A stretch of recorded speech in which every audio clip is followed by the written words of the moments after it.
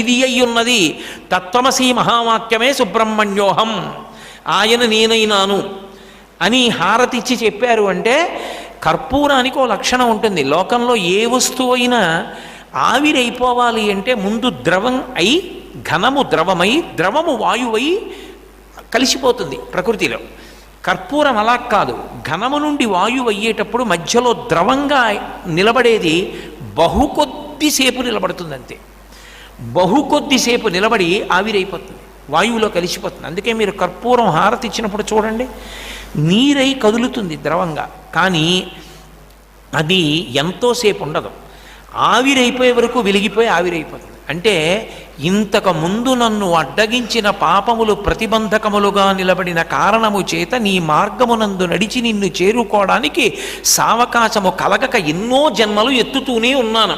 కానీ ఇక మళ్ళీ జన్మలెత్తి సాధన చేసి నిన్ను చేరుకోవడం కాదు, ఈ కర్పూరం ఎలా ఆవిరైపోయిందో నీ చుట్టూ తిరుగుతూ అలా నేను నీ యందు ఐక్యమైపోవాలి, నామరూపములకు అతీతమైపోవాలి. అంతటా నిండినది ఆకాశము. ఆకాశము అంటే అంటే అంతటా, కాష్ అంటే ప్రకాశించున్నది, అంతటా నిండిపోయిన ఆకాశస్వరూపమైనటువంటి నీవు నేను కావాలి.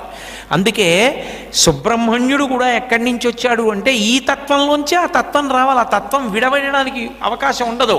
అందుకే ఆకాశస్వరూపుడైన పరమశివునికి కుమారుడుగా వచ్చాడు. చిదంబరంలో ఆకాశలింగం ఉంది, పరమశివతత్వం. కాబట్టి ఇప్పుడు ఆయన నామస్మరణ చేస్తే ఏం చేస్తాడు అంటే పాపములను పరిహరిస్తాడు. గంగకి ఏ లక్షణం ఉందో ఆ లక్షణం ఆయన యందు ఉంటుంది. సుబ్రహ్మణ్యం సుబ్రహ్మణ్యం షణ్ముఖనాథ సుబ్రహ్మణ్యం అని భజనలు చేస్తారు. భజన సంప్రదాయం మీరు ఒకటి గుర్తుపెట్టుకోవాలి, ఎవరి పేరు పెడితే వాళ్ళ పేర్లు పెట్టి భజనలు చేస్తే వచ్చేది ఏమీ ఉండదు, ఉయ్యాలెక్కి ఊగినట్టు ఉంటుంది. భజన చేస్తే దాని వలన తరింపచేయగలిగినదై ఉండాలి, అప్పుడు అది భజనకి పనికొస్తుంది. అందుకే అన్నీ భజన చేయరు, కొన్నే భజన చేస్తారు.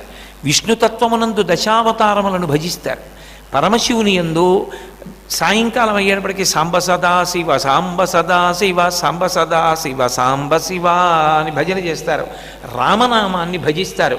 కలియుగంలో అందరూ చేసి తీరవలసినటువంటి భజనగా నిర్ణయింపబడినటువంటిది ఏది అంటే హరే రామ రామ రామ హరే హరే, హరే కృష్ణ కృష్ణ కృష్ణ హరే హరే.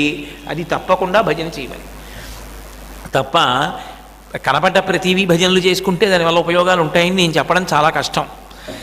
నామం చెప్పినంత మాత్రం చేత, భజన చేసినంత మాత్రం చేత అనుగ్రహించగలడు. ఎలా గంగ నామస్మరణ ఉద్ధరిస్తుందో సుబ్రహ్మణ్య నామము ఉచ్చరించడం చాలు, అది ఉద్ధరిస్తుంది, అది మనిషిని గట్టి ఎక్కించేస్తుంది. గంగ లక్షణము సుబ్రహ్మణ్యుని యందు ఉంటుంది. రెండు, గంగకున్న లక్షణం ఏమిటంటే చల్లబరుస్తుంది. ఎంత తాపంతో ఉన్నవాడు కానివ్వండి, గంగ యందు మునకం వేస్తే తాపోపశాంతి కలుగుతుంది. గంగ చల్లబరుస్తుంది, సుబ్రహ్మణ్యుడు చల్లబరుస్తాడు. అంటే అడిగి వెళ్ళక్కర్లేదు గంగ దగ్గరికి, అడిగి వెళ్ళక్కర్లేదు సుబ్రహ్మణ్యుడి దగ్గరికి. ఈ ఇద్దరికీ అదే లక్షణం.